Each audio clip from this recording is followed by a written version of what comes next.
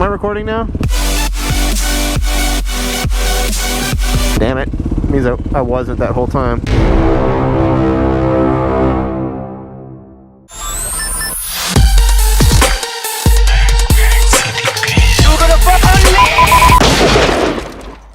I want to get around all these fun bags. Titties. Every Friday night they shut down all these side roads right here and block 6 completely off so that pedestrians basically take over the road and start getting wasted. Red River. And I figured out, I just recently learned what the fucking Red River rivalry actually meant.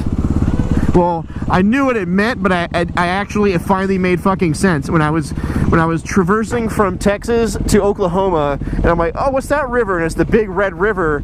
I'm like, oh, Red River rivalry. This makes sense now.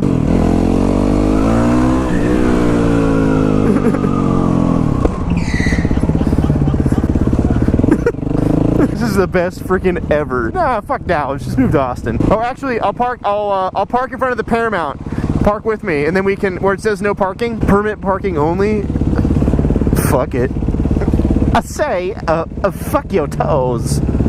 I mean, we could park over there, but I really don't want to, like, cross the road, because that's how the chicken got to the other side. I wanted to stop for pictures, and I also wanted to check my phone. No, I quit smoking. I haven't smoked in 4 years. Oh yeah. Someone smells like burp. Oh, I don't think I've ever told you, either of you, my story about the stripper. Oh, this Fry stories are always the best. By best, I mean inappropriate. One time, my good buddy, it was his birthday, and he had like a slush fund of money that he was gonna spend on his birthday, and he was gonna have all his friends go out. He wanted to go to the strip club and have a good time.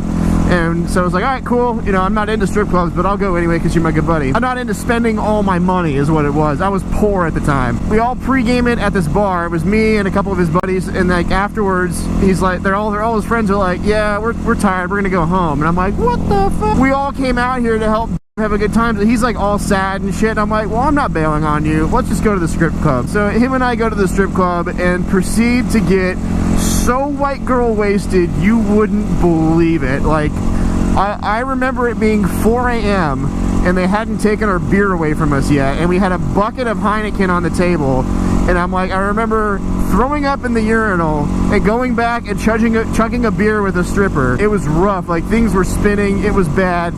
And like, that was the last thing I remember. And I woke up in my house, in my room, feeling like I ate a whole pack of cigarettes. Like, awful.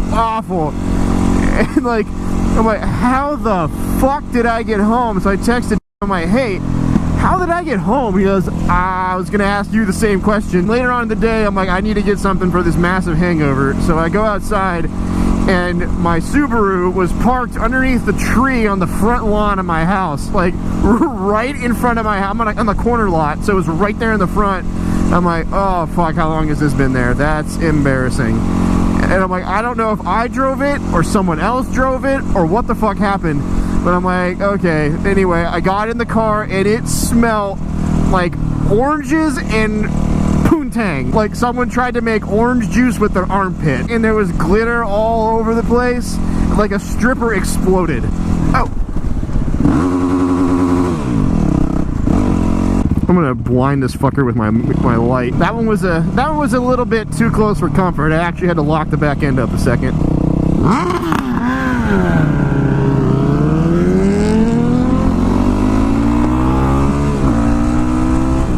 That guy probably thought he was about to get butt fucked by a whole bunch of bikers. He's like putting band-aids over his butthole as a preemptive adjustment. Scared and my butthole hurts a little bit.